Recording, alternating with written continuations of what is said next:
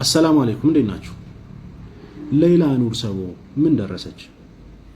በጨዋ መልክ ለጠየቃችሁኝ እህትና ወንድሞቼ ገንዘብ አዋጣችሁ ይችን እህታችንን እንርዳ ብላችሁ አልቅሳችሁ አዝናችሁ ወርቃችሁን ሁሉ አውጥታችሁ የሰጣችሁት ወንድሞች ያላችሁና ለእናንተ ክብር በትክክለኛው መንገድ ለመመለስ ሞክራለሁ።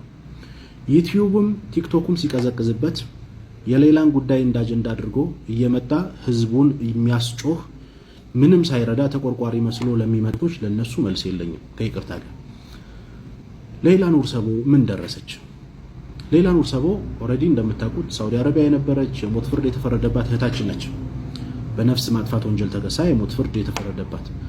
የሟች ቤተሰቦችም 2 ሚሊዮን የሳውዲ ሪያል ካሳ ጠየቁ። ያንን ገንዘብ እናትና አባት መክፈል ስላልቻሉ በሚዲያ እህታችን ፋሲካ ባወጣችው መሰረት በሚዲያ ጠየቁ።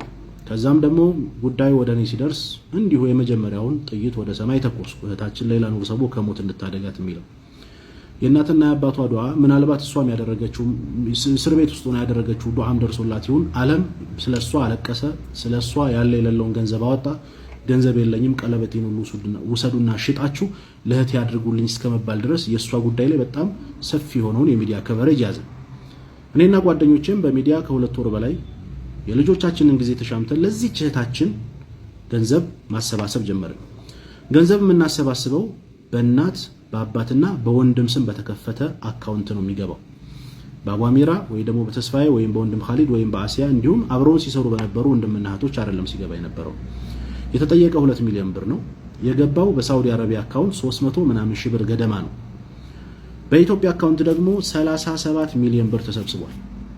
እነ ወንድም ኻሊድና እነ ተስፍሽ ባደረጉት ከባድ ትግልና ጥረት በኢትዮጵያ ብሔራዊ ባንክ ከፍተኛ ብር ያለምንም በብላክ ማርኬት ሳይሆን በቀጥታ እንዲላክና ብዙ ሳይወጣ ባጭር ቶሎ እንዲሄድ የተደረገበት መንገድ ነው ያለው። ያም ደግሞ 2 ሚሊዮን ለመሙላት የሚቀረው ገንዘብ የኢትዮጵያ 28 ሚሊዮን ብር ነበር። እናትና አባት መተው ያንን ገንዘብ ወደ ሳውዲ አረቢያ በተከፈተላት አካውንት እንዲገባ ተደረገ። ገንዘቡ ከገባላት በኋላ ኦልሞስት ወደ ሟች ቤተሰቦች የገንዘብ ካሳ ለጠየቁት ቤተሰቦች 2 ሚሊዮን ብር ተከፈለ። በኢትዮጵያ አካውንት በእናት በአባቷ እንዲሁም ደግሞ በወንድሟ በሶስቱ በተከፈተው አካውንታቸው ቀሪ 9 ሚሊዮን ብር አለ ማለት ነው። እሱን ያው አላህ ፈቅዶላት እህታችን በሰላም ከወጣች የምትገለገልበት ይሆናል። 12 ዓመት አካባቢ ታስራለች። ብዙ መስዋዕትነት ከፍላለች። አላህ መቼም አዝኖላት እዚህ መታገሯ ላይ እንድትንቀሳቀስ ያግዛታን በሚል ለቤተሰቦቿ ትተነዋል።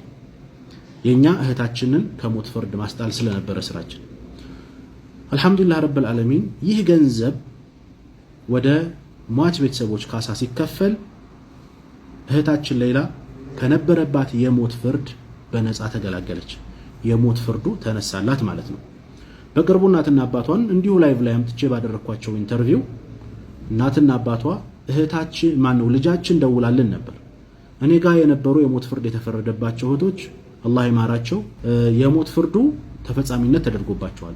እኔ ግን በመላው ኢትዮጵያ ረብርብ የሞት ፍርዱ ተነስቶልኛል። ከዛ በኋላ ያለው የሳውዲ አረቢያ የሀገሪቱ የህግ አካሄድ አለ። እስር ሊኖር ይችል ይሆናል ወይም ደግሞ ምናልባት የሞት ፍርዱ ከተነሳላት በኋላ የሚካሄድባቸው የቢሮ ጉዳዮች ሊኖሩ ይችላሉ። እስካሁን ድረስ ግን ጉዳዩን በክትትል የያዙት ሪያድ ውስጥ ያሉ ኮሚቴዎችና የሪያድ ኤምባሲ አምባሳደር ናቸው። እንደነገሩን ወንድማችን ደውለን እንደነገሩን ጉዳዩን የሪያድ ኤምባሲ ስራዬ ብሎ ይዞታል። እንዲሁም ደግሞ ሪያድ ያሉ ኮሚቴዎችም ጉዳዩን ይዘውታል። የኛ ገንዘብ የኛ አቅም እስከምን ጊዜ ድረስ ነበር? እቺታችንን የሞት ፍርዱን እስከማስነሳት ድረስ። ከዛ ማለፍ ብሎ ገንዘቡ እንደተከፈለ የምትወጣ ቢሆን ደስታው ጥፍ ድርብ የሚሆነው ለኛ ነበር። ምክንያቱም 2 ወር ሙሉ ልጆቻችንን ማስጠናት ልጆቻችንን አቅፎ መተኛ ተተን ለረጅም ሰዓት ግሩፕ ፈጥረን ስናሰባስብ የነበረው በነገራችን ላይ ያለ ምንም ቤኔፊት ነው። ኢትዮጵያ ውስጥ እንደሚያስተባብሩት ሰዎች ኮሚሽን ተከፍሎን አይደለም ይሄን የምንሰራው። ፈጣሪ እናገኘዋለን አላህ ይሄንን ምንዳይ ይከፍልናል በሚል ነው የምንሰራው። 2 ወር ሙሉ በሰራነው ደስታው ለኛ እጥፍ ድርብ ነበር። ነገር ግን የሀገሪቱ ያሰራር ሂደት አለ። እሱን ተከትላ ትወጣለች። አሁንም ቢሆን ወንድሟን ደውዬለት ነበር። ወንድሟ ኸደር ይባላል። ደውዬለት ነበር። ደውላልናለች። እስር ቤቱን ቀይረውልኛል ግን መቼ እንደምወጣ እስካሁን አልነገሩኝም እያለች ነው። የሞት ፍርዱ ግን እንደተነሳላት ተናግራለች። ስለዚህ አንድ ማድረግ ያለብን ምንድነው እህታችንን እስከምትወጣ መጠበቅ ነው።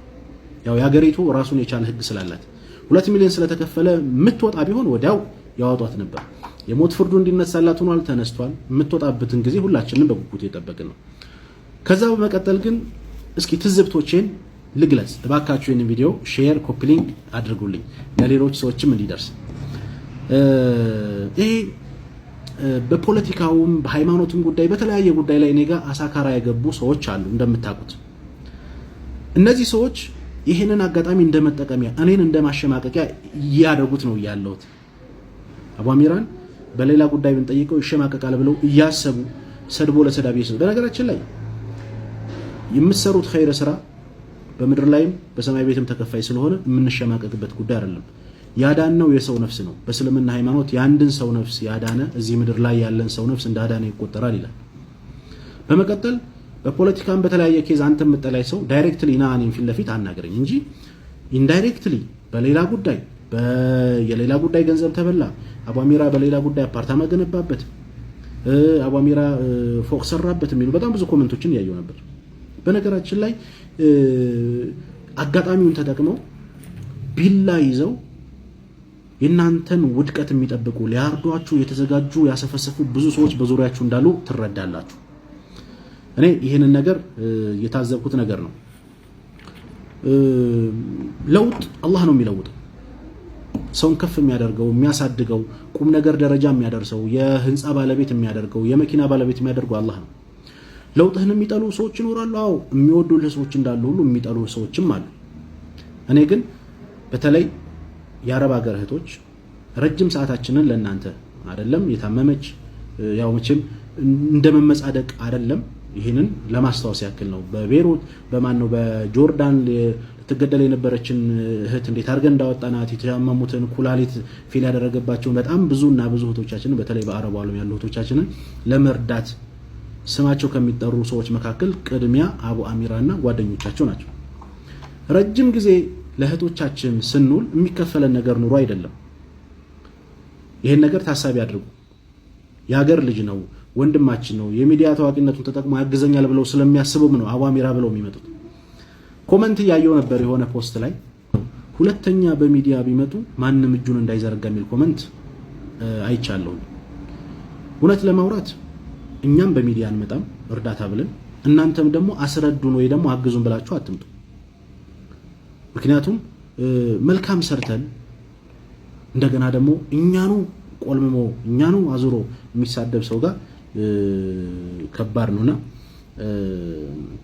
እኔ ይሄ ግር ብሎ በኮመንት የሚዘላለፍ የሚሰዳደብ አንዱ ለምሳሌ የሆነ ነገር ከጻፈ እሱን ተከትሎ አኺ ነገ ጧት አላህ Subhanahu Wa Ta'ala የሆነ ነገር አጥፍታችሁ ይቅርታ ከጠየቃችሁኝ እኔ ይቅርላችኋለሁ ብሏል። አንድ ነገር ግን ይቅርታ የላችሁ አላህ Subhanahu Wa Ta'ala ምንድነው? የሰው ሐቅ ነው። የሰደበ የዘለፈ ያዋረደ የቀማ የሰረቀ በሰው ሐቅ ጉዳይ ላይ አንድ ሰው መጥፎ ነገር ሲደረግ ሰውየው ራሱ ይቅር ካላለ አላህ ራሱን ያልምራችሁም ብሏል። ነገ ጧት ስንቱን አስቀይማችኋል። በማታውቁት ነገር በመረጃ ባልተደገፈ ነገር ስንት ወንድማቻችሁን ተሳድባችኋል። ከዚህ ስራችሁ ልትቆጠቡ ይገባል። አላህን ልንፈራ ይገባል። እህታችን ሌላን አላህ በሰላም ያውጣና ደስታችን እጥፍ ደረብ ይሁን። ከዛ በተረፈ አልহামዱሊላህ ረብል ዓለሚን ፎቅም እየገነባሁ ነው። አፓርታማም በአዲስ አበባ በኮምቦልቻ እንትን እያልኩ ነው። ትላንት ከነበርኩበት ህይወት ወጥቼ ዛሬ የተሻለ ህይወት ላይ ነው ያለሁት። ይሄ ደግሞ አላህ ቀጥሎ የእናቴ አባቴ ዱዓ ነውና አላህ Subhanahu Wa Ta'ala እናትና አባቴን አላህ ያቆይልኝ። ነገ ጧት ከዚህ የተሻለ ከፍ እንደምል አልጠራጠርም። ሰማይና ምድር የፈጠረ አላህ ጌታዬ የኔን ህይወት አይለውጥም የሚል ኢማን የለኝም። ስለዚህ አላህ Subhanahu Wa Ta'ala ብዙ አለው፣ ብዙ ነገር ማድረግ ይችላል። ለከሌ እንደሰጣሁ ለኛም ስጠን ብንል ሁሉም ሰው የት በደረሰ። ግን መገዝገዝ መጣል ወደ ኋላ መጎተት የኛ ስራ ሆኗል። አላህ ይጠብቀን። ሳታውቁ ለተናገራችሁ አፉ ብያለሁ። ሰላም አለይኩም።